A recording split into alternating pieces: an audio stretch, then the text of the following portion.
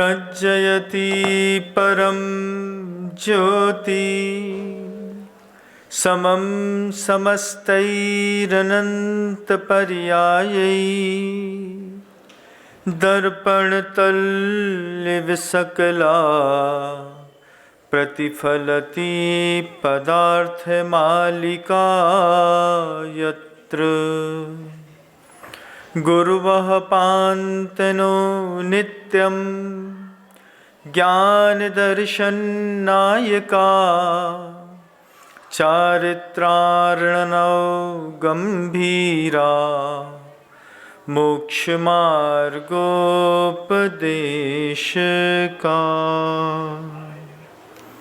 अहिंसा परमो धर्म की परम पूज्य आचार्य भगवंत गुरुदेव श्री विद्यासागर जी महाराज की, वर्तमान आचार्य परमेष्ठी मुनिराज श्री समय सागर जी महाराज की, समस्त मुनि संघ की।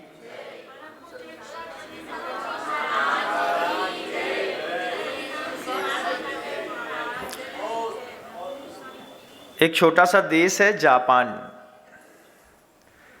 उस जापान देश ने ध्यान के ऊपर बहुत ध्यान दिया है। जैसे हमारे यहाँ लगातार स्कूलों का मॉडिफिकेशन किया जा रहा है, ऐसे ही जापान में लगातार ध्यान के केंद्र खोले जा रहे हैं।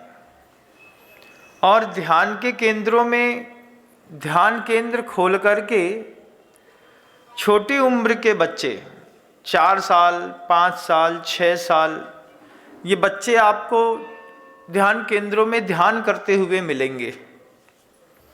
आँख बीच बीच में कभी खोल लेते हैं, नहीं तो उनकी प्रायः करके आँख बंद रहती है।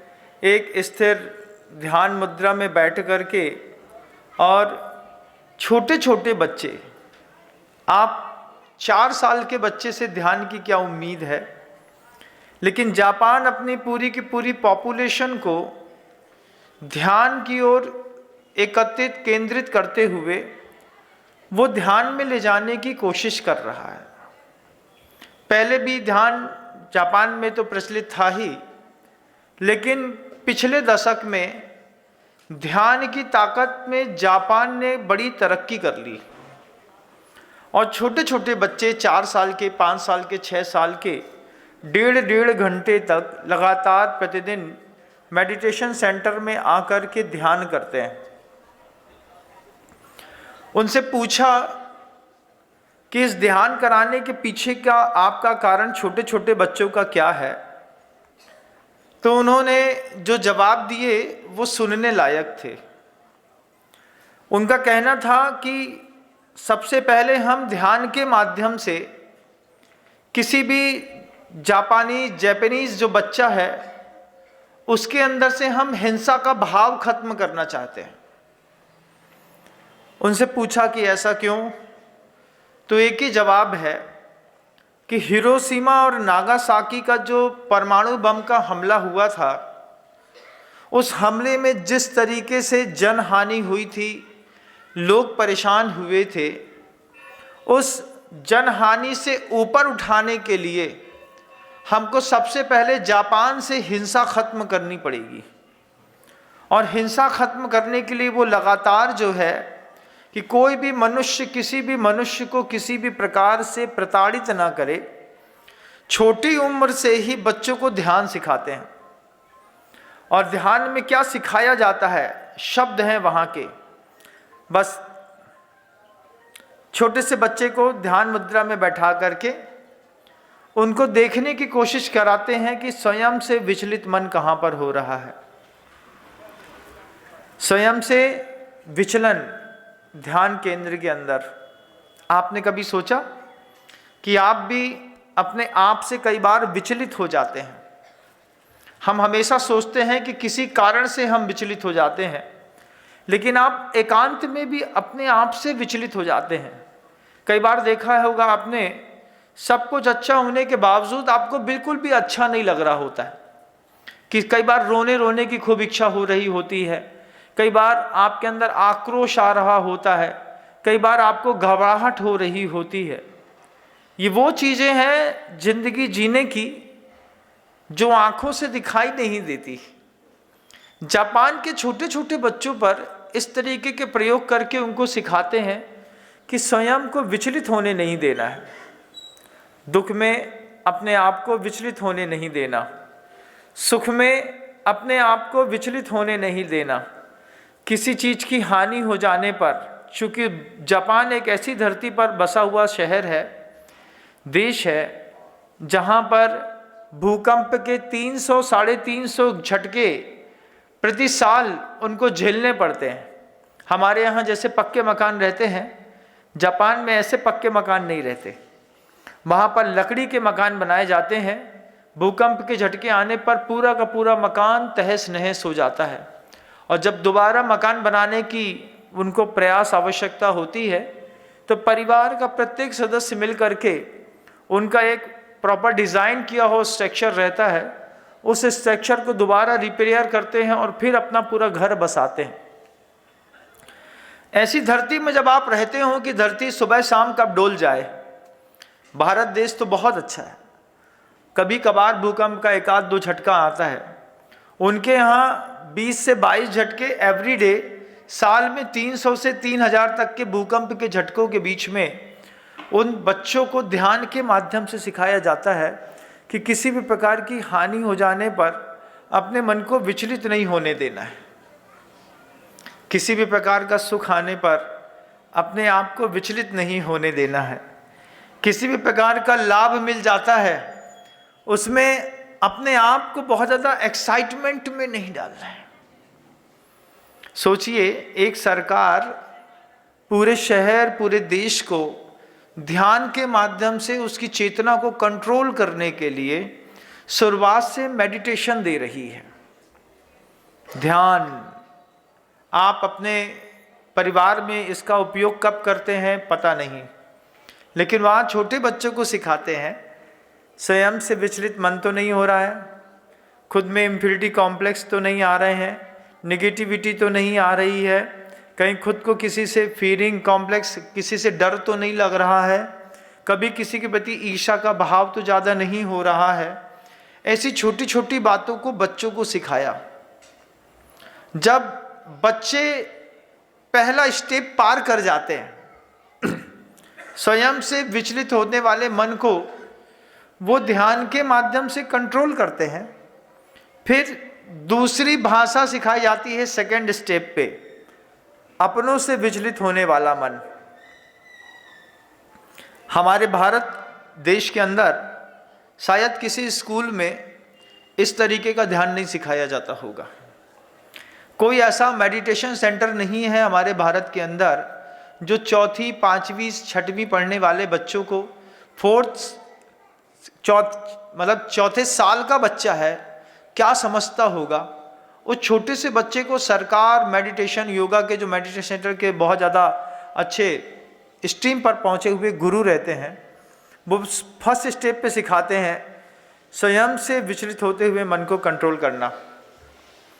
जब बच्चा इतना कॉन्फिडेंट होता है कि हमको किसी भी प्रकार का भय नहीं है, हमको किसी भी प्रकार का दुख नहीं है, हमको किसी भी प्रकार के सुख आने पर हमारी स्थिति बिल्कुल नॉर्मल बिहेव करते हैं, बिल्कुल नॉर्मल बिहेव। मकान टूट गया, मुस्कुरा रहे हैं, कोई बात नहीं, हम बना लेंगे।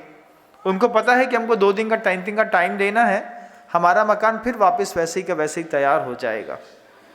ये आगम ग्रंथों में एक गाथा लिखी है, जीवे मरणे लाहा लाहे संयोगे विप्प योगे बंधुरिसु दुखादो समता सामायम नाम। ये हमारे आगम ग्रंथों की जो भाषा है, इस भाषा के एक एक शब्द को ध्यान के माध्यम से वहाँ के बच्चों को जीने की प्रेरणा दे रहे हैं। जीवे मरने, जिंदा है, कोई खुशी हो गई बिल्कुल कंट्रोल्ड, कोई मर गया 100% कंट्रोल्ड।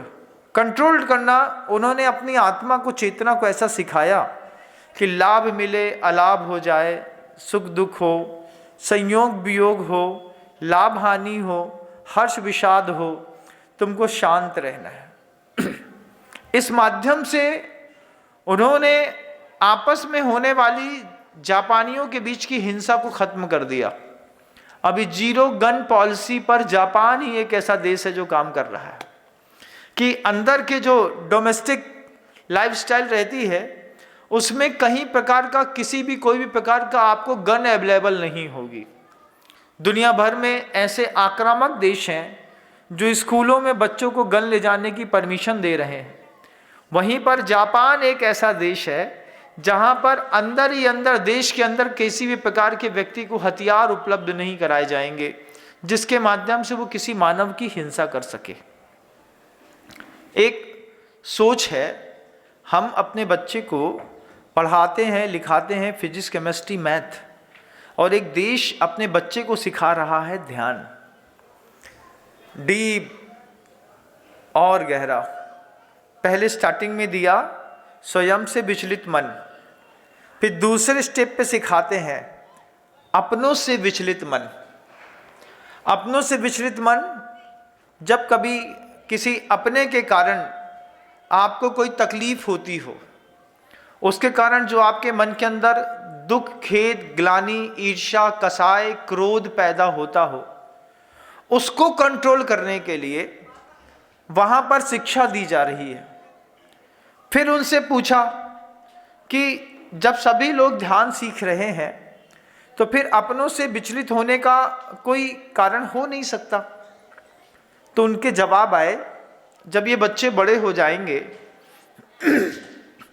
ये बच्चे बड़े होने के बाद जब ऑफिस का टॉक्सिक वर्क को जब झेल रहे होंगे, क्या है टॉक्सिक वर्क? इतना हेक्टिक शेड्यूल है। आपने अपने बच्चे को टीसीएस में, सिम्बाइसिस में, डिलाई में, आपने सत्यम में, किसी बड़ी कंपनी में एक जॉब दे दी है। आईआईटी का इंजीनियर हो या सॉफ्टवेयर इंजीनियर हो या फिर कोई मैकेनिकल इंजीनियर हो, इसके अलावा कोई आईटी सेक्टर में काम करने वाला इंजीनियर हो, किसी भी प्रकार का कोई भी इंजीनियर हो, आपने शायद वो चीज़ देखी नहीं है। मैं लगातार देख रहा हूँ, मैं लोगों से पूछता हूँ कि ऑफिस कितने बजे जाना पड़ता है। वो बताते हैं महाराज जी 8:30 बजे घर से निकलते हैं, 9 बजे तक हर हाल में कार्ड पंच करना पड़ता है ऑफिस सेक्टर में काम करने वाले लोगों को। जो लोग ऑफिस में जाकर के काम करते हैं उनको 9 बजे नियम से कंपलसरी है कार्ड पंच करना। वापस कब लौटते हैं? शाम को 6, सवा 6, 6:30 बजे। और उनसे गए बीती हालत तो वर्क फ्रॉम होम करने वालों की है। जो वर्क फ्रॉम होम करने वाले जो स्टूडेंट हैं, जो अपने बिजनेस सेक्टर में काम करने वाले सर्विस मैन हैं, ये सर्विस मैन सुबह 8 बजे से अपना लैपटॉप चलाते हैं रात को 10 बजे तक, 10 बजे तक, 9 बजे तक, 11 बजे रात तक क्या कर रहे हैं? घर के अंदर है, वाइफ बगल में बैठी है, खाना सामने बन रहा है, लेकिन इतना हेक्टिक शेड्यूल है। सुबह 8, 8:30 बजे से बैठा है आदमी, रात को 10 बज गया, बीच में 1 आध घंटे की छुट्टी मिली तो अपने ही घर में घूम करके उसने भोजन इत्यादि कर लिया और फिर वापस जो लैपटॉप पर चिपका तो उंगलियां चलते चलते डैमेज होने लगी, उंगलियों में दर्द होने लगे, अंगूठों में दर्द होने लगे। फिर उन्होंने बताया कि टॉक्सिक वर्क इतना ज़बरदस्त है कि जितने भी कॉरपोरेट सेक्टर में काम करने वाले एम्प्लॉयज़ हैं, ये सारे के सारे एम्प्लॉयज़ फिजिकली, मेंटली और इमोशनली, इन तीनों की डेथ होती चली जा रही है। वेल्थ के चक्कर में हेल्थ लॉस जापान नहीं चाहता। वो नहीं चाहता कि पैसा कमाने के चक्कर में आपका शरीर टूटे, तो वहां पर सिखाया जाता है ध्यान के माध्यम से अपनों से विचलित होता मन। अपनों से विचलित होते मन में क्या है? जब आपका बॉस आपको बहुत ज़्यादा हैवी वर्कलोड करेगा, उस हैवी वर्कलोड के कारण आप विचलित नहीं होंगे, आप डिप्रेशन में नहीं जाएंगे, आप आत्महत्या नहीं करेंगे। तो आप आश्चर्य मानेंगे कि जापानियों ने आत्महत्या का रेशो ध्यान के माध्यम से 83% खत्म कर दिया। सबसे कम आत्महत्याएं होती हैं जापान के देश में, सबसे कम। क्यों? फिजिकली, मेंटली, इमोशनली ध्यान के माध्यम से अपने आप को स्ट्रांग कर रहे हैं। ये ब्रेन को ऐसा वेल अपडेट कर रहे हैं और शुरुआत कर रहे हैं 4 साल के बच्चे से। आपके बच्चे से कहें कि 4 साल के बच्चे को ध्यान के लिए मंदिर भेजना है सुबह 5:30 बजे, 6 बजे, तो आप क्या कर सकेंगे बताइए? क्या आर्गुमेंट होगा आपका? महाराज हमारा बच्चा 9 बजे से पहले सोता नहीं है, उठता नहीं है। फिर दूसरा आर्गुमेंट देंगे सुबह 7:30 बजे उसको स्कूल जानी पड़ता है। उसके बाद तीसरा आर्गुमेंट बनेगा अभी तो छोटी उम्र है महाराज जी, अभी वो क्या समझेगा ध्यान। ये सबसे बड़ी गलती है दुनिया की, जब हम ये कहते कि हमारा बच्चा छोटा है और ध्यान क्या समझेगा। जापान इसमें काम कर रहा है कि 4 साल की उम्र में बच्चे को बैठना, आसन लगाना, आंख बंद करना सिखा दो। पहले स्टेप पे सिखाया। थर्ड आई ओपनिंग के जितने भी गेम्स आपके भारत देश के अंदर होते हैं, जब तीसरी आंख खोलने की जो विज्ञान सिखाया जाता है, वो सब 14 साल तक के बच्चों को सिखाया जाता है। और 14 साल के बच्चों तक को जैसे वो सिखा दिया, एक वैदिक गणित का भी आपने बहुत ज़्यादा प्रचलन देखा होगा। बच्चे पढ़ते पढ़ते बस ऐसे थोड़ी सी उंगली हिलाते हैं और उंगली हिलाते साथ ही उतने में जोड़ घटाना पूरा कर लेते हैं। और आप कितना भी plus minus multiply into equal to कुछ भी बोलिए, आप बोलने के बाद रुकेंगे उसके पहले बच्चा आपको जवाब दे देता है। तो ये जो वैदिक गणित का दिमाग देते हैं और जो थर्ड आई ओपन करते हैं, ये सब 14, 15, 16 साल तक के बच्चों को सिखा दिया जाता है। बड़ी उम्र में तो सिर्फ इसका यूज़ करते हैं। जब वो सीए के एग्जाम देने के लिए बैठता है और बड़े बड़े मल्टीप्लाई प्लस माइनस करना पड़ते हैं, वो थोड़ी थोड़ी ऐसी उंगली बस हिलाते रहेंगे, उनका कैलकुलेटर उनके दिमाग में चलता रहता है। दूसरी चीज सिखाई, अपनों से विचलित होता मन। तीसरी चीज सिखाते हैं, परिवार से विचलित होता मन। उम्र बढ़ती जाएगी, अंतिम ध्यान की, उत्कृष्ट ध्यान की सीमा उनके यहां भी 14 साल की है।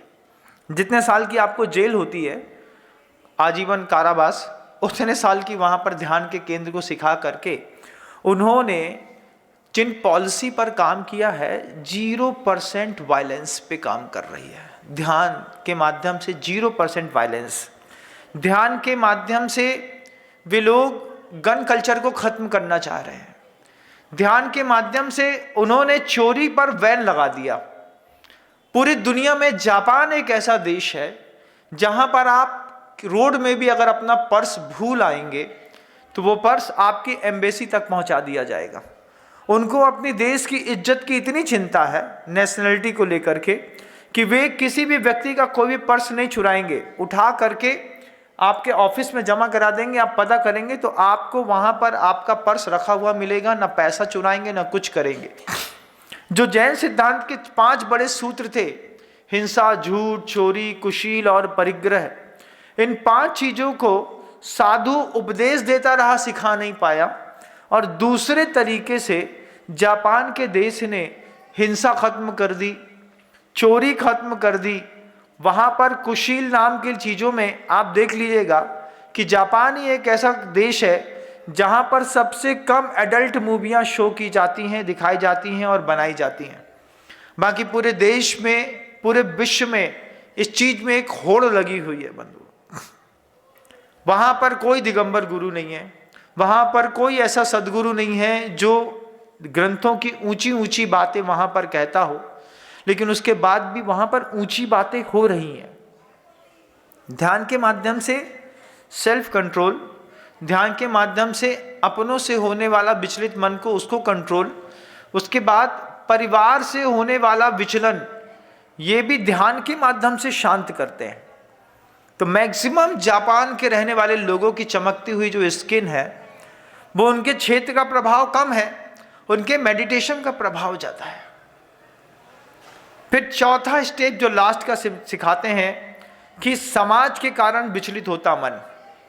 मान लीजिए सोसाइटी ही है और मान लीजिए सोसाइटी में कोई लोग ओवर रूल होकर के कुछ एक्स्ट्रा रिएक्शन करते हैं, तो ओवर रूल होकर के जो एक्स्ट्रा रिएक्शन करते हैं उससे भी पूरे जापानियों को जो दुख होता है वो भी उन्होंने ध्यान के माध्यम से कंट्रोल कर लिया।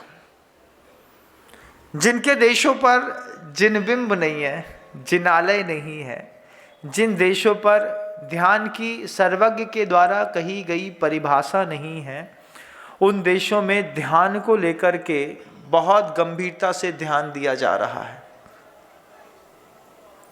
और ध्यान देकर के, ध्यान के माध्यम से उन्होंने 0% वायलेंस पर अपने देश को लाने की मुहिम शुरू करी है। उन्होंने बस इतना निश्चित किया है कि जो सेना के अधिकारी होंगे उन अधिकारियों के पास ही, ऑफिसर्स के पास ही गन अवेलेबल होगी। समाज के बीच से गन उठाने के लिए जापान ने जो मेहनत करनी शुरू करी है, आप आश्चर्य कर रहे होंगे। आपके दिमाग में होगा हम पैसा बढ़ रहा है तो हमको एक बंदूक खरीदनी है। अभी दुनिया में बहुत सारे ऐसे लोग होंगे। ये दीपावली का जो दिन आ रहा है बंधुओं, इस दीपावली के दिनों में गन खरीदने वालों की भी बहुत बड़ी लाइन रहती है कि रामचंद्र जी ने चूंकि अस्त्र शस्त्र का प्रयोग करके धनुष बाण से अपनी जिंदगी संवारी थी, तो हम भी दीपावली के दिन धनुष बाण तो नहीं लेकिन मॉडर्न धनुष बाण, कई लोग गन का अभी भी लाइसेंस लेने के लिए एप्लीकेशन लगाने की सोच रहे होंगे। उनको सोचना चाहिए कि ध्यान के माध्यम से एक देश है जो गन को रिवर्स ले रहा है और एक देश है जो लगातार, जिनके यहाँ हर तीर्थंकर का अवतार हुआ है। इस भारत की वसुंधरा को संभालने के लिए सोचिए कितने लोगों ने मेहनत करी है। भगवान आदिनाथ स्वामी इसी भारत की भूमि पर, अजितनाथ से लेकर के संभवनाथ, सुमतिनाथ, अभिनंदन, इनके बाद महावीर स्वामी तक, ये सारे के सारे तीर्थंकर इसी भारत की वसुंधरा पर हुए। गौतम बुद्ध भारत की वसुंधरा पर हुए, गुरु नानक देव भारत की वसुंधरा पर हुए। जितने भी देवी देवता 33 कोटि के माने जाते हैं, उन्होंने कहीं पर भी कोई थाईलैंड में पैदा नहीं हुआ, वे सब भारत की वसुंधरा में जन्म लिया। सबने मिलकर के भारत को कितना समृद्ध करने की कोशिश करी। आज भारत के लोगों के पास पैसा बढ़ता है तो वो बंदूक खरीदना चाह रहे हैं। थोड़ा भी पैसा बढ़ा, अपने अंदर एक शंका का वातावरण बना, डर का वातावरण बना, और फिर क्या करें, रौब दिखाने के लिए भी कई बार लोग 2 नाली से लेकर के अमेरिकन पिस्टल 5-5.5 लाख तक की खरीद करके अपने गाड़ी इत्यादि में फंसा करके चलते हैं। क्यों? सिक्योरिटी चाहिए। जापान के लोगों को नहीं चाहिए?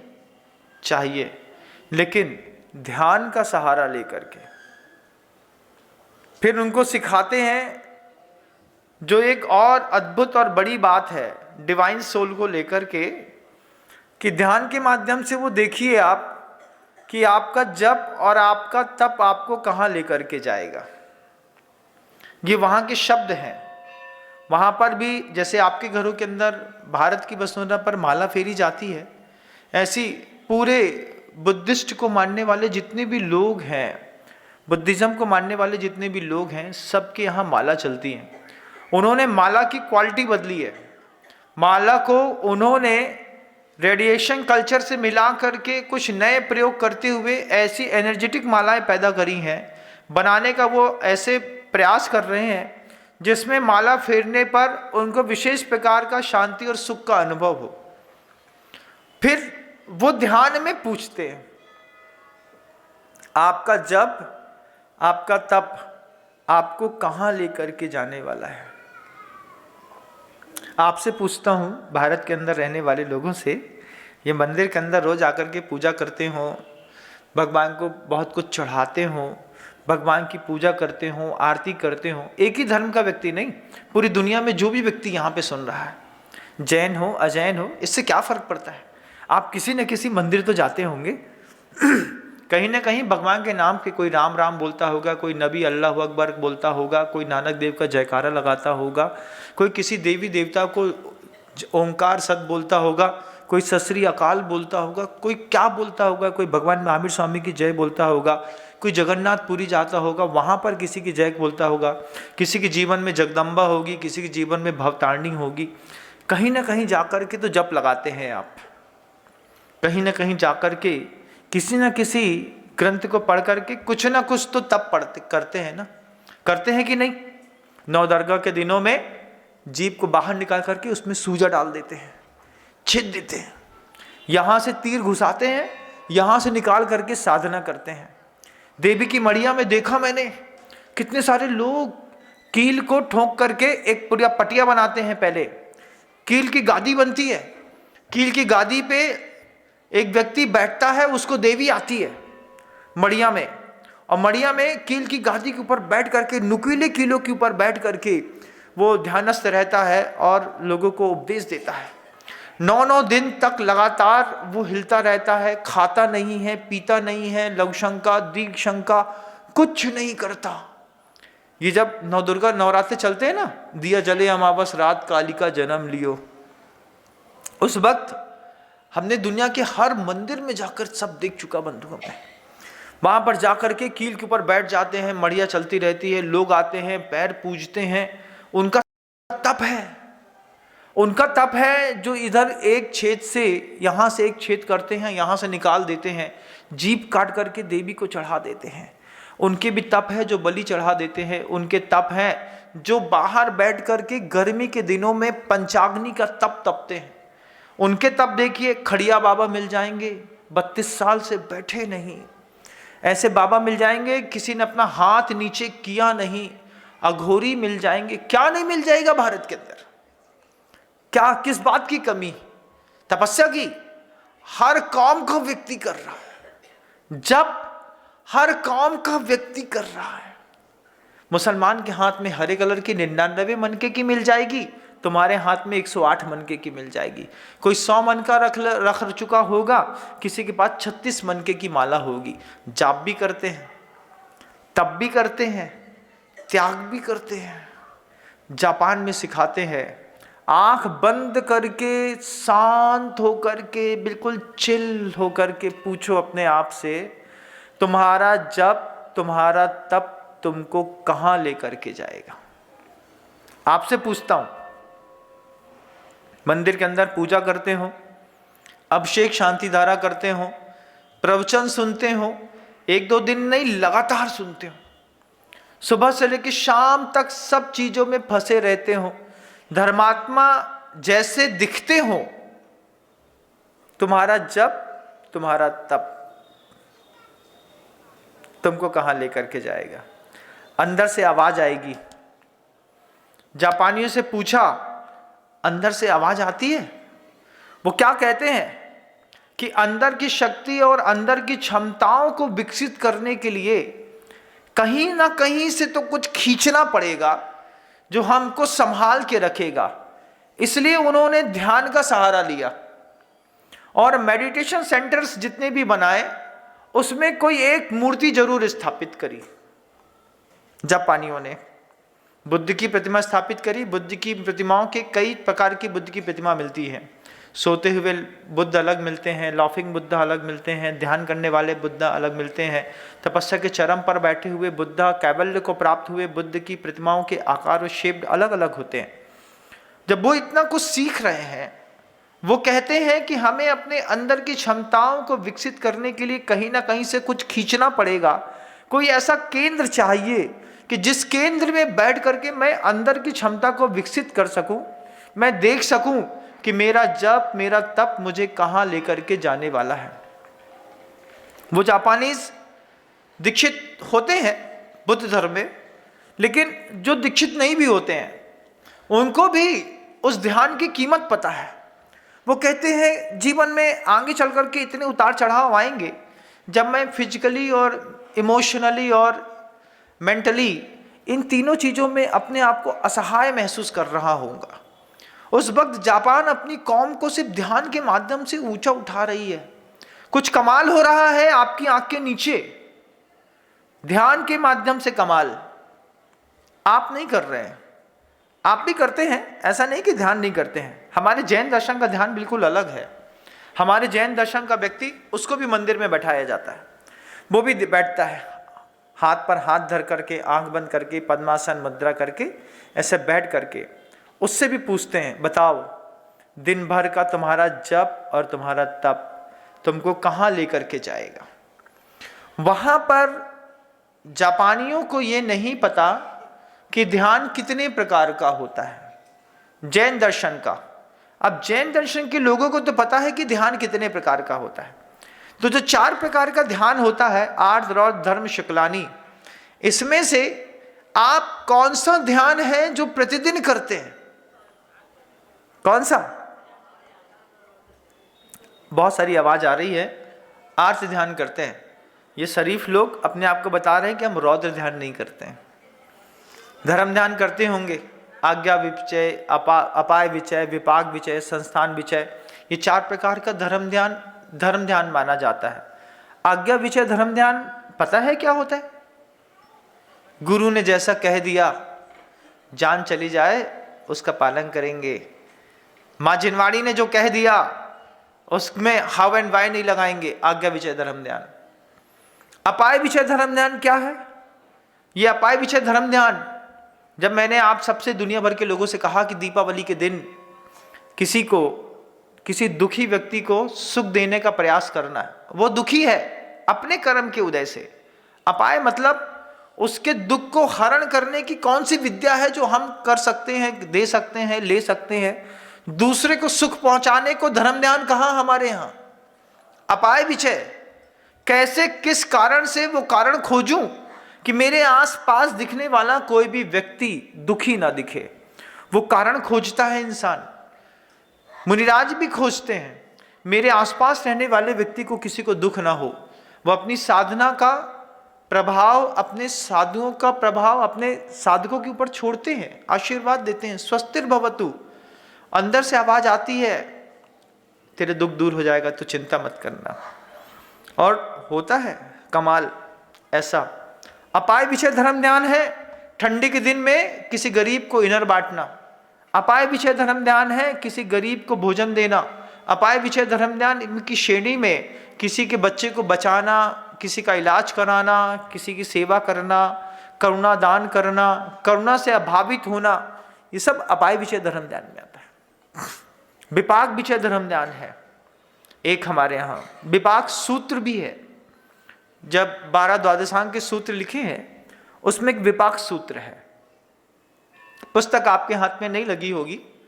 विपाक विचय धर्म ध्यान क्या है कि आगम ग्रंथों में जिन शासन में सर्वज्ञ देव ने सुख के विपाक कैसे होंगे, पाप के विपाक कैसे होंगे, सब लिखा है।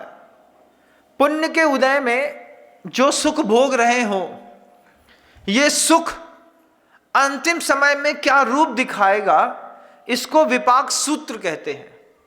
सुख का विपाक सूत्र है और दुख का भी विपाक सूत्र है जैन दर्शन में। सुख का विपाक सूत्र क्या है? आपके लिए कहा, तुम्हारे सुख की परिभाषाएं दुनिया में बड़ी विचित्र है। गृहस्थों के सुख की परिभाषा जो होती है, गुरुजी कहते थे सुख सुख, महाराज जी आशीर्वाद दो। लोग आते थे गुरुजी के पास, कहते थे गुरुजी सब सुख से रहें, आशीर्वाद दीजिए सब सुखी रहें। आचार्य सिंह जी एक बार मुस्कुरा करके बोलते हैं, तुम लोगों का सुख मिर्जापुरी लोटा के जैसा है। मिर्जापुरी लोटा देखा है? नहीं देखा? मिर्जापुरी लोटा नहीं देखा? क्या देखा तुम लोगों ने? बस गूगल में उल्टी सीधी चीजें सर्च करते रहते हो। मिर्जापुरी लोटा होता है एक। मिर्जापुरी लोटे में पेंदी नहीं होती, उसको पकड़ के रखना पड़ता है। बे मिर्जापुरी लोटा से भगवान का कई जगह अभिषेक होता है। अपने जैन संप्रदाय में तो नहीं होता, उसको पकड़ने के रूल हैं। मिर्जापुरी लोटा हाथ नीचे से पकड़े तो उसी लोटे से भगवान को जल चढ़ा रहे हैं, और उसको ऊपर से पकड़े तो उसी लोटे से वो जो जंगल चले जाते हैं। तो उस पकड़ने के रूल्स होते हैं। कभी आप देखिएगा, जो आपको रोड में तांबे के लोटे लेकर के कुछ महिलाएं जाती मिलेंगी ना, तो उसमें भी वो मिर्जापुरी लोटा काम आता है। उसके नीचे पेंदी नहीं होती, उसी लोटे से भगवान को जल चढ़ा देते हैं, उसी लोटे से निर्वृत्त हो जाने के लिए जंगल होकर के वो आ भी जाते हैं। एक ही लोटा दोनों जगह काम आता है। ऐसा होता है मिर्जापुरी लोटा। कुछ देखा नहीं है, पढ़े लिखे नहीं हो तुम लोग, कहाँ हम उपदेश दे रहे हैं तुम लोगों को। पहले जाके देखो मिर्जापुरी लोटा कैसा होता है। गुरुजी से बोला कि गुरुजी आशीर्वाद दीजिए सब सुख से रहें। तो गुरुजी कहते हैं तुम लोग के सुख की परिभाषाएं स्थिर हो जाए तो हम तुमको सुख से रहने का आशीर्वाद दे दें। तुम्हारा सुख तो मिर्जापुरी लोटे के जैसे है।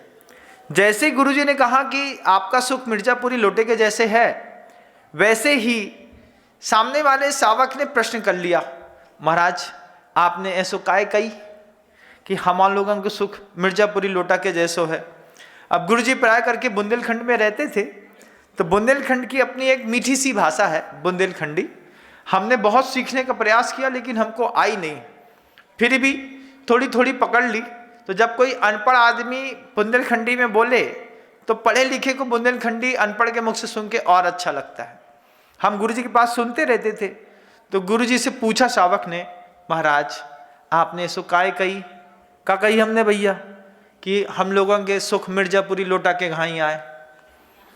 अब लोटा, मिर्जापुरी लोटा के घाई, घाई का मतलब जैसे।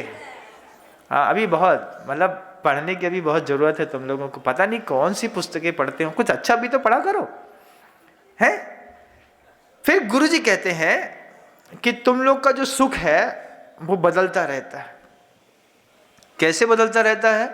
तो आचार्य जी धीरे से उदाहरण देके ऐसा बोलते हैं, सुनो, बचपन में किस चीज में सुख आता था तुमको? बिस्कुट, पार्ले जी का बिस्कुट है ना, कितनी बार रोए हो पार्ले जी के बिस्कुट के लिए, याद करो। हमारे टाइम पे 50-50 चलता था, क्रैकजैक चलता था एक बिस्कुट। तो 2 रुपए का पार्ले जी का पैकेट आता था, 5.5 रुपए का क्रैकजैक का बिस्किट आता था, 150 ग्राम का, 100 ग्राम का पैकेट आता था, 5.5 रुपए का। और घर के दुकान में जितनी बार जाओ तो सुख है, बिस्कुट दे दो एक। अब पता तो है नहीं है कि 2 रुपया की 5 रुपया की आना जाना। तो एक पार्ले जी का बिस्कुट पिताजी ने दे दिया, अपन का मुंह बन गया, वो वाली दे दो, लंबी वाली जिसमें चौकोर चौकोर है, छेद छेद रहते हैं। क्रैकजैक ले ली, नहीं वो नहीं मिलेगी, 5.5 रुपए की आती है। अब तुम्हारे लाने होंगे 5.5 रुपए, हमको तो पता ही नहीं है 5.5 क्या होते हैं। जैसे अभी भी हमको नहीं पता 5.5 क्या होते हैं। जिनको पता है 5.5 क्या होते हैं, वे 5.5 का नाम सुनते हैं और घबरा जाते हैं। अब जमाना बदल गया है, अब 5.5 खोके की बात होती है, लेकिन 5.5 तो 5.5 होता है।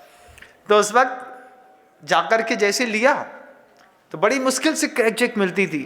तो दुकान में इंतजार करते थे, लोग अंदर घुसे, अपन बाहर निकले, एक क्रैकजैक का पैकेट। तो बचपन में किस चीज की खुशी थी? बिस्किट का पैकेट मिल गया, एक आध कोई चॉकलेट मिल गई, कभी कभार जा करके बाहर से एक नटराज का पेंसिल खरीद के ले आए, अपने आप को बड़ा सुखी समझ लिए। ध्यान है आपको, जब आप छोटे से थे तो आप एक छोटे से ट्रैक्टर में, 3 पहिए के ट्रैक्टर में घूमते थे, याद है? बताओ वो ट्रैक्टर कहाँ पड़ा है?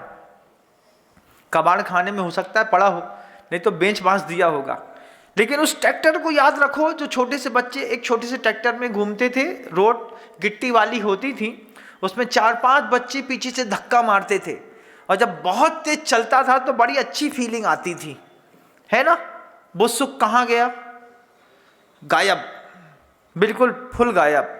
धीरे से बड़े हो गए। पहली बार याद है तुमको कि तुमने प्रेस वाले कपड़े की कीमत कब समझी थी? बचपन में किसी बच्चे को बिना प्रेस किया हुआ कपड़ा पहना दो, उसको कोई फर्क नहीं पड़ता। लेकिन उम्र के पड़ाव में एक परिवर्तन आता है, जब बच्चा कहता है कि बिना प्रेस की हुई ड्रेस पहने बिना हम मंदिर मतलब स्कूल नहीं जाएंगे। बच्चे को प्रेस की हुई ड्रेस चाहिए। सुख बदल रहा है, देखिएगा कैसे बदल रहा है। बिस्किट में, ट्रैक्टर में आनंद लेने वाले लोग, वे बच्चे जो घर से स्कूल से लौटते थे तो मम्मी बार बार चिल्लाती थी, भूत बन के लौटे हो, पूरी शर्ट खराब हो गई है, पैंट खराब हो गई है, घुटने खराब हो गए हैं, रेत में, मिट्टी में, इसमें उसमें। ये सारे बच्चे, खराब बच्चों का सुख खत्म, फुल पैंट वाला सुख आ गया। अब क्रीच खराब नहीं होनी चाहिए, कलर और अच्छी स्टैंडर्ड वाली होनी चाहिए। अब उसमें भी स्कूल ड्रेस के कपड़े से स्कूल में नहीं जाएंगे, ऊंची कंपनी का कपड़ा होना चाहिए। सुख बदला कि नहीं बदला? बदला। एक टाइम था कपड़े प्रेस कपड़े हुए अच्छे कपड़े चाहिए थे, वो भी एक दिन खिसक गया। अब आदमी का सुख बाइक में आ गया। रेसर बाइक किसके घरों में है?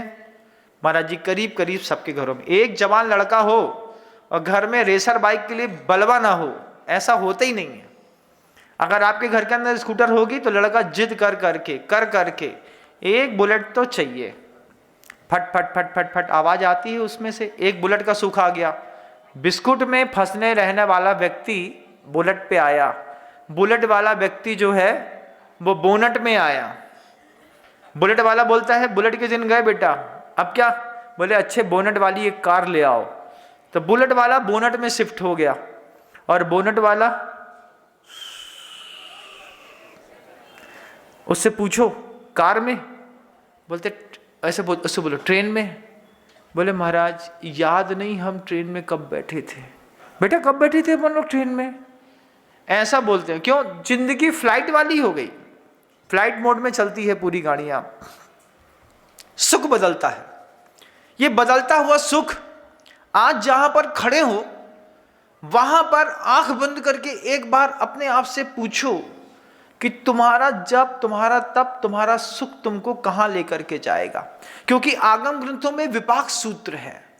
विपाक सूत्र कहता है जो सुख तुम अभी भोग रहे हो, अभी तुम वर्तमान में भोग लो इसको अच्छे से, लेकिन जब इसका परिपाक निकलेगा तो सुख का परिपाक दुख निकल सकता है, सुख का परिपाक सुख भी निकल सकता है, सुख के परिपाक में संक्लेश का बंध भी हो सकता है। तो गुरु जी ने एक कारिका कह दी कि तुम लोग का सुख कर्म पर वसे शांते दुखे रंत ऋतोदय, पाप बीजे सुखे नास्ता श्रद्धा ना कांक्षणा स्मृता। ये रत्कंडक सावकाचार्य की एक कारिका है बंधुओं। सुख की परिभाषा है, कैसा है वो सुख? कर्म वसे पर वसे, दो के कारण हो मिलता है। कैसे मिला है? कैसे मिला है तुमको कोई सुख? पहले तो कर्म के कारण मिला है, तुमने कुछ किया, पुरुषार्थ, पुरुषार्थ से सुख हुआ। फिर पर वसे, तुम्हारा सुख कोई स्वयं का नहीं है, तुम्हारा सुख के लिए तुमको कोई एक ऑब्जेक्ट चाहिए, तुमको अच्छा दिखाएं, तुमसे अच्छा बोलें, तुमसे अच्छी बातें करें, तुमको कोई गिफ्ट दें, कोई वस्तु हाथ में धरें, तब तुमको अपने आप को सुखी फीलिंग करते हो। अपने आप फीलिंग काय में आती है? अच्छा कोई ऐसी वस्तु बताओ कि तुमको कुछ ना दें और तुम सुखी रहो, कुछ भी ना दें, मान सम्मान भी ना मिले, उसके बाद ध्यान में बैठे रहो, कोई देखे भी नहीं तुम्हें, एक टाइम की रोटी दे दी जाए, एक किल को खाली कमरा दे दिया जाए और बोले जियो इसमें अच्छे से, तो उसमें सुख से रह पाओगे? एक आध दिन निकालना मुश्किल है, महीना साल की बात तो छोड़ दो।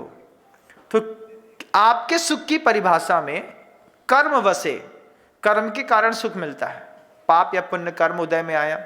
फिर पर वसे, दूसरे किसी निमित्त के कारण आप सुखी होते हैं, अपनी आत्मा के आनंद लेने का आनंद आपको आता ही नहीं है। फिर दुखई रंत ऋतोदय, अंतरितोदय, फिर वो क्या होता है? जो सुख है वो दो दुख के बीच में फंसा हुआ है बेचारा।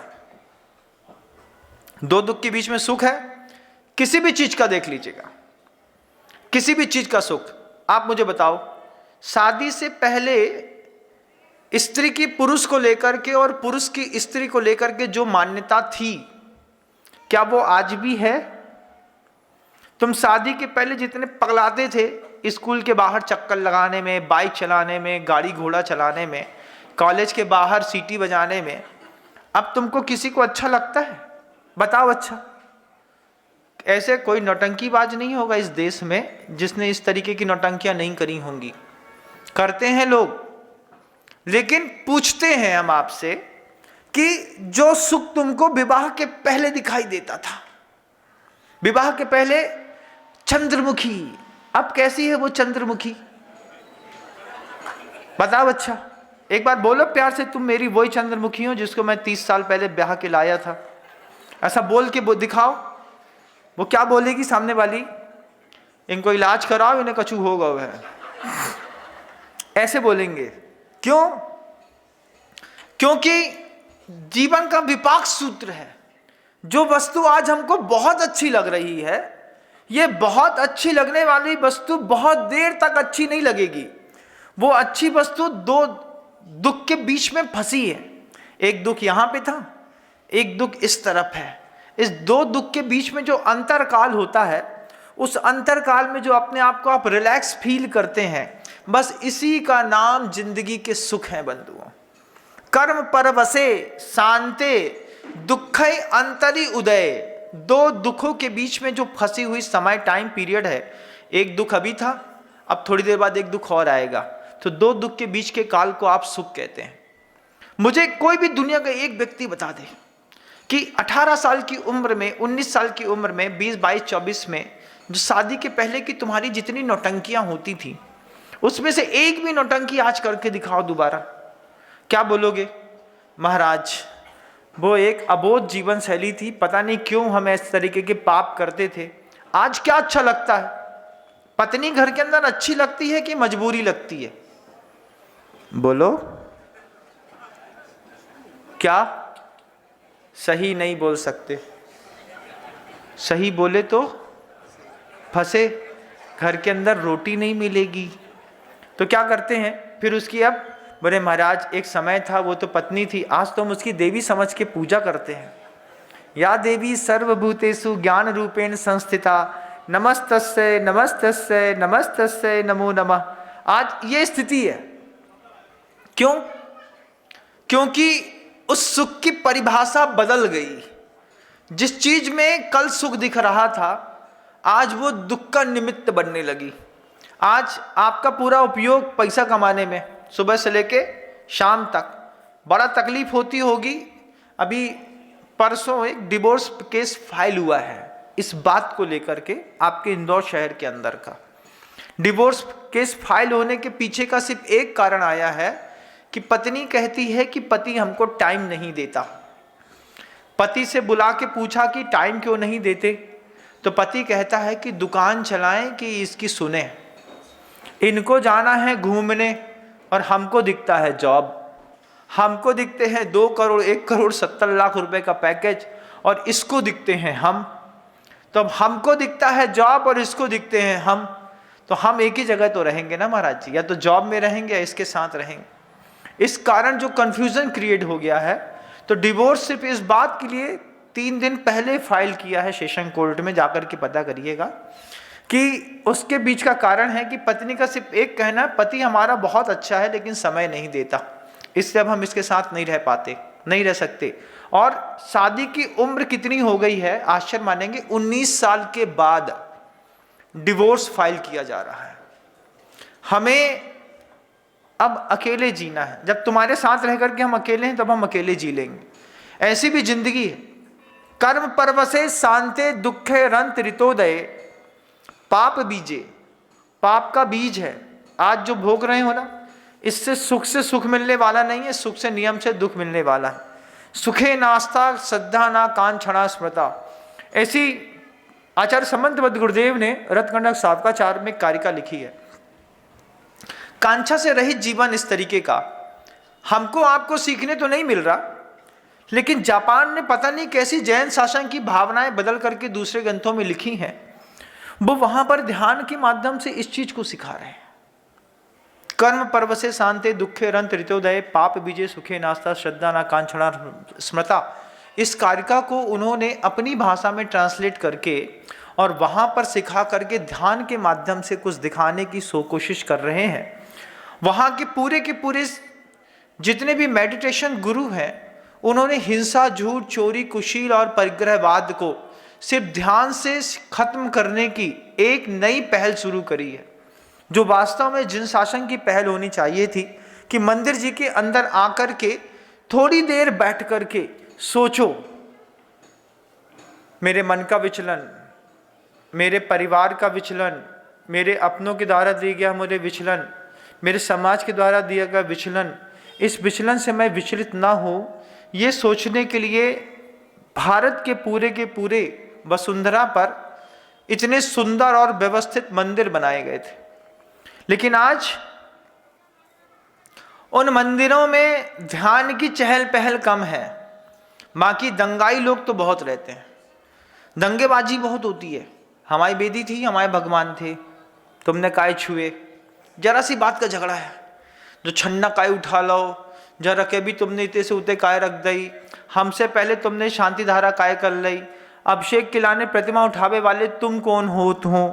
कैसी छोटी छोटी सी बातों में इतना विवाद होता है कि कई लोगों को नए मंदिर बनाने की जरूरत पड़ जाती है। ये कैसी स्थितियां हैं? जब अंतर से खोजता हूं, पता करता हूं कि ऐसा क्यों होता है, तो उसका एक वास्तुशास्त्र का एक बहुत अच्छी बात है, आपके बीच में रखना चाहता हूं। 5-7 मिनट है मेरे पास, रख दूंगा भी। जो भी जिनबिंब बनते हैं उन जिनबिंब को बनाने का एक विज्ञान होता है। मतलब जब किसी से पूछा कि मंदिर में झगड़ा क्यों होते हैं, तो मंदिर में झगड़े होने का एकमात्र कारण है कि मंदिर के अंदर प्रतिमा विज्ञान सही नहीं है। प्रतिमा विज्ञान सही क्यों नहीं है? तो गुरुजी हमेशा कहते थे कि समाज में और नगर में होने वाले लाभ और हानि के लिए समाज के, नगर के लोग कम और उसका मंदिर ज़्यादा जवाबदार रहता है। अगर मंदिर की व्यवस्थाएं सही हैं तो समाज में बिगड़े हुए लोग भी मंदिर के कारण सुधर जाते हैं। समाज के सुधार के लिए मंदिर जवाबदार ज़्यादा है, प्रतिमा जवाबदार ज़्यादा है। तो प्रतिमा कैसे बनाई जाती है? जो पाषाण की जितनी भी प्रतिमाएं होती हैं, आप देखिएगा, वो सारी की सारी प्रतिमाओं को बनाने का एक अपना तरीका होता है। सबसे पहले पाषाण खंड की खोज करी जाती है। मान लीजिए किसी पहाड़ में, किसी जंगल में कहीं पर एक पत्थर मिला, साफ सुथरा, बढ़िया, वाइट। जैसे अभी आप लोग वियतनाम का मार्बल लाते हैं, वियतनाम के मार्बल की प्रतिमा बनाते हैं, तो वो ब्लॉक है, पत्थर है, खदानों में, पर्वतों में फंसा है। उसको जाकर के मशीन से काटा और काट करके एक ब्लॉक ला करके दे दिया। अब उस ब्लॉक में आपने प्रतिमा बना दी। लेकिन प्रतिमा ऐसे नहीं बनाई जाती है। प्रतिमा बनाई जाती है, पहले जाकर के उस स्थान को देखा जाता है जहां पर वो पत्थर है। जिस पत्थर से प्रतिमा बनानी है वो भी पहाड़ के बीच में ही लगा हुआ है। वहीं पर जाकर के उसमें मार्ग कर दिया जाता है, पूरब, पश्चिम, उत्तर, दक्षिण। एक छोटा सा, क्या बोलते हैं उसको आप, कंपास लेकर के जाते हैं। आजकल तो मोबाइल में अवेलेबल रहता है। तो उसी प्रतिमा के ऊपर कंपास रख करके 0 डिग्री करके उसको रख दिया जाता है। रखने के बाद उसमें ईस्ट, वेस्ट, नॉर्थ, साउथ के SW ये सब लिख दिए जाते हैं। पूरब कहाँ है, पश्चिम कहाँ है, उत्तर कहाँ है, दक्षिण कहाँ है। अब उसके बाद उस प्रतिमा की पहले वहीं पर जिससे प्रतिमा बनानी है उस शिला की, वहीं पे शिला पूजन होता है। शिला पूजन कर ली अनगढ़ पाषाण की, फिर उसको काट करके जब खड़ा किया तो जहां पर पूरब लिखा था उस पूरब की दिशा में ही सिर बनाया जाता है भगवान जी का। जो प्रतिमा निकाली, उस प्रतिमा निकाल करके उसमें जहां पूरब लिखा था उस पूर्व दिशा की ओर प्रभु जी का सिर बनता है। फिर पूर्व से होते हुए पश्चिम में उनका, पहले पश्चिम का भाग संवारते हैं, फिर नीचे से दक्षिण में आते हैं, फिर उत्तर में आते हुए उस प्रतिमा को पूरा एक सा विन्यास देते हैं। ऐसी प्रतिमाएं मंदिर के लिए आती हैं। इनका वैभव बिल्कुल अलग होता है। अभी जो प्रतिमाएं अपन लाते हैं, कहीं से भी किसी भी मंदिर में आती है तो अपन कहाँ से लाते हैं? जयपुर गए, जयपुर में एक जिनबिंब बने बनाए मिल गए, नहीं तो ऑर्डर दे दिया। हम देखने नहीं गए कौन सा पत्थर, वो दिखा देगा जयपुर वाला खुद ही, भैया ये पत्थर है, आप इस पत्थर को देख लो। अब उस पत्थर में हमको ये पता नहीं है कि ये पत्थर पूरब, पश्चिम, उत्तर, दक्षिण में से कहाँ से बनाया गया। कल्पना करिए कि कोई प्रतिमा को सीधी बनाना था, उसने उल्टी बना दी। मतलब दक्षिण दिशा से उसने सिर निकाला, पश्चिम दिशा से, और पश्चिम दिशा से निकाल करके पूर्व के भाग को नीचे कर दिया। पूरी की पूरी प्रतिमा का जो स्ट्रक्चर था वो कैसा हो गया? उल्टा हो गया। जितने भी जिनबिंब हैं पाषाण के, इन पाषाण के जिनबिंबों में मैक्सिमम जिनबिंब पता नहीं कौन सी दिशा को लेकर के बनाए गए, किसी को ज्ञात नहीं रहता। तो दूसरा विज्ञान काम करता है हमारे यहां, धातु विज्ञान। धातु विज्ञान में लिक्विड करके, बिल्कुल गला करके उसको धीरे धीरे धीरे धीरे शेप दिया जाता है, और ऊपर ला करके उस शेप को बंद नहीं करते। इस बात को भी ध्यान रखिएगा। सारी की सारी प्रतिमाएं उल्टी बनाई जाती हैं। तो सबसे पहले उसका सिर बनता है उस धातु विज्ञान में। नीचे से होती हुई प्रतिमा जो होते तो फिनिश होते होते ऊपर तक आकर के नीचे की सीलिंग में रुकती हैं। तो कभी भी किसी प्रतिमा का तल भाग देखिएगा, उस तल भाग को ऐसे जब पूरा का पूरा उसका पोस्चर उल्टा रहता है, वहीं से लिक्विड डालते हैं तो पहले सिर तैयार होते होते होते ऊपर की लास्ट का बेस तैयार होता है। फिर सबसे ज़्यादा रफ वही आपको दिखाई देता है, ऊपर का भाग। वहीं से प्रतिमा को ढालने की शुरुआत होती है। ये विज्ञान उस विज्ञान से थोड़ा और ऊंचा है। बहुत कुछ सोच करके गुरुजी ने आगे की बात, आगे की दूरदर्शिता के साथ धातु के जिनबिंब के लिए, बड़े बड़े जिनबिंबों के लिए भी गुरुजी ने अनुमति दी थी। मुझे याद है डोंगरगढ़ में जब पहला मॉडल बड़ा वाला बनकर के तैयार हो गया था, डोंगरगढ़ में पाषाण की प्रतिमा रखी है ना, आपने देखी कि नहीं देखी? देखी होगी। गुरुजी ने वहां के मॉडल को तैयार करके जब पाषाण की प्रतिमा डोंगरगढ़ क्षेत्र चंदगिरी के लिए तैयार करी, उस दिन गुरुजी का उपवास था। गुरुजी का उपवास था, गुरुजी ने केशलोच किया था। प्रतिमा फिनिश होने को आई तो दोपहर में भैया बत्ती के लिए पहुंचे तो गुरुजी ने इशारा किया मौन में, प्रतिमा देख के आते हैं। तो प्रतिमा देखने के लिए गुरुजी गए। बाहुबली भगवान की बेदी के पीछे कारीगर मॉडल को फिनिश कर रहा था। वो प्रतिमा करीब करीब पूरी फिनिश हो चुकी थी। गुरुजी के सामने वो प्रतिमा का जब पर्दा हटाया तो गुरुजी खड़े होकर के प्रतिमा को बहुत एंगल से सब देख रहे थे कि कैसी बनी है, क्या है, कैसा है, मुस्कुरा रहे थे। क्यों? क्योंकि पाषाण की प्रतिमा का मॉडल तैयार हो गया था। हमने गुरुजी से अकेले में ही कही थी ये बात, आज भी याद है। गुरुजी और हम दो लोग थे। हमने गुरुजी से कहा, गुरुजी इतनी बड़ी प्रतिमा अपन पाषाण की बना रहे हैं, इसको धातु की बना दीजिए। आचार्य श्री जी ने ऐसे पलट के देखा, ऐसे पलट के, और फिर चाची इशारा करते हैं, पैसे कहाँ से आएंगे इतनी बड़ी धातु की प्रतिमा बनाने के? आचार्य श्री जी ने हमसे कहा, पैसे कहाँ से आएंगे? हमने कहा, आचार्य श्री जी एक बार आप बोलेंगे ना तो सैकड़ों लोग तैयार मिलेंगे इतनी बड़ी प्रतिमा धातु की बनाने के लिए। आप इस प्रतिमा को धातु की बनाइए आचार्य श्री जी, ऐसी गजब की लगेगी। ये विचार मैंने गुरुजी के दिमाग में 2011 में चंदगिरी में दिया। गुरुजी उस वक्त सहस्कुट जिनालय की प्रतिमा धातु की ढालने के विचार में तो थे, उनको तो ढालना था, क्योंकि आचार्य श्री जी का बस एक ही मंतव्य था कि पाषाण की प्रतिमा खंड खंड हो जाती हैं, उससे उसकी पूरी प्राचीनता पहली एक ही बार में खत्म हो जाती है, धातु की प्रतिमाएं खंडित नहीं होंगी। फिर गुरुजी को जैसे ही बोला कि आचार्य श्री जी ने इशारा किया, मौन था गुरुजी का। गुरुजी इशारा बोलते, इतना पैसा कहाँ से आएगा, कोई धातु की प्रतिमा कहाँ, एक यजमान कैसे मिलेगा? हमने कहा, आचार्य श्री जी इतने बड़े बड़े लोग हैं, एक बार आप किसी से कहेंगे तो आपकी भावना जरूर पूरी होगी, आप बोलेंगे तो हो जाएगी गुरुजी। और पता नहीं गुरुजी को फिर क्या लगा कि जब गुरुजी ने उतनी बड़ी प्रतिमा धातु की ढालने की बात करी तो एक दो नहीं, त्रिकाल 24 एक एक बार में खड़ी होती चली गई। पूरे नेबोमर की बड़ी से बड़ी प्रतिमाएं, उससे भी बड़ी प्रतिमा डालने का गुरुजी का भाव था कि इससे भी और बड़ी प्रतिमा, एक धातु की इतनी बड़ी प्रतिमा डालें। आज आप देखिए कि दूसरे अन्य मतों में इस विज्ञान के चरम तक पहुंच करके कितनी बड़ी बड़ी प्रतिमा, statue of liberty, Sardar Vallabh भाई पटेल की जब प्रतिमा ढाल सकते हैं, हालांकि वो प्रतिमा टुकड़ों में है और जैन शासन की कोई प्रतिमा टुकड़े में नहीं बनती, लेकिन इतने बड़े मॉडल को उन्होंने भी शेप दे दिया, बहुत बड़ी बात थी।